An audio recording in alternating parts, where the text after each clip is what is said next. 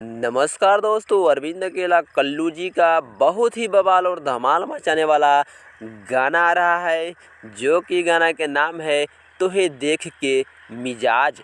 तो एकदम बवाल और धड़कन तेज करने वाला गाना है, क्योंकि इसमें पोस्टर में देख सकते हो कैसे एक्ट्रेस चिपकी हुई है। तो समझ लेना, गाना एकदम बवाल और खतरनाक लेवल का होने वाला है। जो कि गाना को गाए हैं अरविंद अकेला और कल्लू जी और प्रियंका सिंह। गीत लिखे हैं भारत चौहान, संगीत दिए हैं भारत चौहान। तो बवाल और खतरनाक गाना है। तो अगर आप इस गाना को देखना चाहते हैं तो देखिए, आज सुबह 7 बजे ये गाना आ रहा है, बवाल और धमाल अरविंद अकेला कल्लू जी का, जो कि एकदम बवाल मचा के रख देगा। ये गाना आ रहा है कैप्टन वॉच हिट भोजपुरी के यूट्यूब चैनल पर, देखिएगा। और डिस्क्रिप्शन में टेलीग्राम के लिंक है, ज्वाइन कर लीजिएगा, चैनल को सब्सक्राइब कर लीजिएगा।